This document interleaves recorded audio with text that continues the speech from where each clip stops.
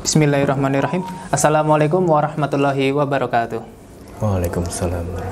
Ya, pada pertemuan kali ini kita akan berbincang tentang akhlak kepada Allah, Rasulullah, dan Al-Quran.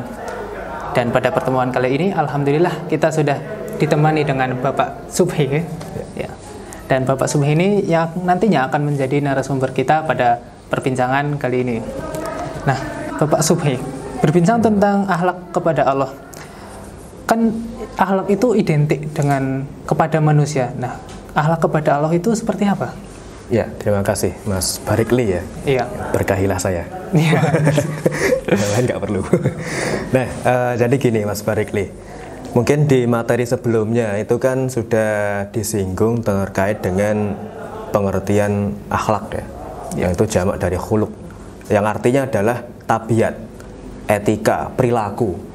Nah, tabiat, etika, perilaku itu kan pada prinsipnya tidak hanya kepada manusia kan, ya, termasuk pada Sang Pencipta Allah Subhanahu Wa Taala. Itulah kenapa ada istilah akhlak kepada Allah Subhanahu Wa Taala. Nah, makanya kalau ada yang bertanya, maksudnya akhlak kepada Allah itu seperti apa ya? Perilaku kita, sikap kita, tabiat kita, etika kita pada Sang Pencipta itu seperti apa? Mungkin gitu Mas Barikli.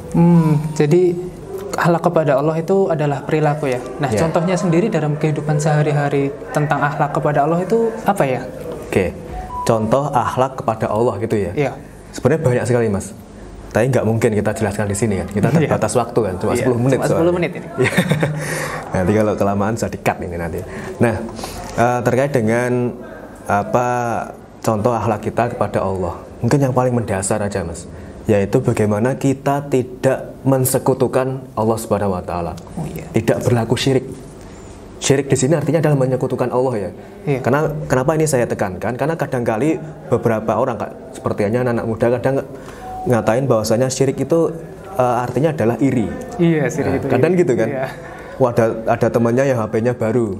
Terus kitanya julid itu, wah syirik lu, kan nggak gitu kan? Itu kan artinya iri kan, hasad kan. Tapi yang dimaksud di sini syirik itu adalah mensekutukan Allah Subhanahu Wa Taala. Innallaha la yaghfiru ayyushraka bihi wa yaghfiru ma duna dzalika liman yasha. Wa may yusyrik billah faqad dhalla dhalalan ba'ida. Sesungguhnya Allah mengampuni semua dosa kecuali dosa syirik. Dan barang siapa yang mensekutukan Allah, maka dia sungguh berada dalam kesesatan yang sesat-sesatnya. Sesat-sesat-sesatnya. Kalau mungkin Mas Barikli dulu masih ingat di Jogja ini ada tempat hiburan namanya, nggak boleh saya sebut ya. Nah, itu tempat party separti-partinya. Nanti ini ada sesat-sesat-sesatnya. Nah, gitu kan. Jadi contoh real dari akhlak kepada Allah Subhanahu Wa Taala adalah kita tidak mensekutukannya, hanya pada Allah gitu. Gitu Mas. Oh, oke. Kan tadi sudah berbincang tentang akhlak kepada Allah. Nah, kita sekarang berbincang tentang akhlak kepada Rasulullah. Nah, kita akan hidup di zaman modern nih. Kita nggak pernah bertemu dengan Kanjeng Rasulullah. Nah, kenapa sih kita harus berakhlak kepada beliau dan bagaimana caranya kita berakhlak kepada Kanjeng Rasulullah? Nah, benar sekali Mas. Rasulullah SAW itu kan wafat 632 Masehi. Dan sekarang 2020. Ya, tinggal ngitung sendiri lah. Wah, ya udah. Itu berapa abad itu udah jauh banget. 15 abad lah katakanlah gitu ya. Kalau angka pastinya dihitung sendiri nanti. Nah, kenapa harus berakhlak kepada beliau? Kita kan nggak pernah ketemu kata Mas Barikli tadi kan. Beda zaman gitu kan. Tapi tetap aja kita nanti berharap di hari akhir kita bertemu beliau kan? Amin. Ya, amin. Nah, gini Mas. Bagaimana berakhlak pada beliau atau berperilaku pada Rasulullah SAW, Kanjeng Nabi? Ya, kita seperti halnya yang Allah firmankan dalam Al-Ahzab 21 ini yang saya yakin Mas Barikli juga hafal itu kan, anak-anak PAI kan ya. Laqad kana lakum fi Rasulillahi uswatun hasanah. Sungguh. Di sini Allah kan menggunakan kata laqad. La itu sudah sungguh, qad juga sungguh. Jadi sungguh-sungguh. Taukidnya double, murakabnya ini. Rangkap double, tebel lah ya. Tebel ya. Bukan kuadrat lagi. Sungguh-sungguh ada pada diri Rasulullah itu teladan yang baik. Nah, kitanya berakhlak seperti apa? Mencontoh Nabi. Entah itu qaulan, fi'lan, takriron, sifatan kita contoh. Tapi ya yang kontekstual. Yang itu tidak sesuai dengan zaman sekarang ya bukan berarti kita mengikuti Nabi. Misalkan kalau kita Gebiawiyah, tahu Mas Gebiawiyah Mas? Kepiawaian itu apa? Menyamaratakan. Oh. Kalau misalnya kita samaratakan bahwa semua yang ada di masa Nabi atau yang dilakukan Nabi itu harus kita ikuti, ya berarti ketika Rasulullah SAW menunaikan haji naik onta, ya kita harus naik onta kan gitu kan, nggak sesuai konteks itu namanya kan. Nah ya kita yang ikuti yang sesuai konteksnya. Apa ya, banyak sekali. Kita berbuat baik, kita beribadah sesuai dengan tuntunan, itu kan bagian dari berakhlak kepada Kanjeng Nabi Muhammad SAW. Oh, oke.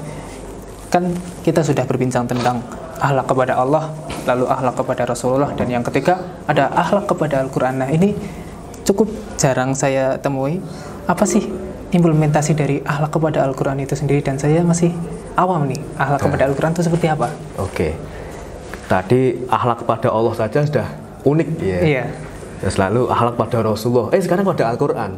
Itu. Pada Rasulullah mending ya, masih manusia. Masih sama-sama manusia. Ini Al-Quran, kitab. Kalau kita memahami Al-Quran sebagai wahyu ya firman Allah. Kalau kita memahami Al-Quran sebagai mushaf ya korpus resmi tertutup ya, close official corpus ya, lembaran-lembaran. Bagaimana kita berakhlak? Nah, ya tinggal kita bagaimana memahami Al-Quran itu sendiri.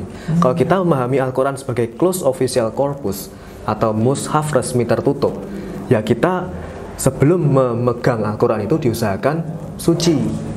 La yamusu illal mutahharun kan gitu kan. Tidaklah yang memegangnya kecuali orang-orang yang sudah suci. Iya. Gitu kan. Terus juga tidak meletakkan di tempat yang kotor, najis, atau yang tempat yang bawah mas mungkin mas. Oh, iya. Kan kita kadang diajari jangan sampai yang di bawah pusar. Gitu, ya. Paling diusahakan di atas pusar. Jangan sampai ada Quran tercecer di lantai gitu. Itu kan kita tidak ada akhlak gitu kan. Nah itu.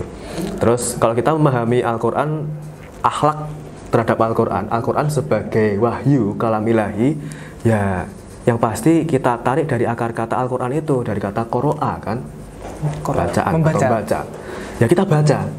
Kita berakhlak pada Al-Quran gimana? Kita baca, kita tadaburi, dan yang pasti kita amalkan. Buat apa kita membaca, buat apa kita mempelajari, hafal, tapi nggak ada pengamalan. Gitu mas, jelas ya?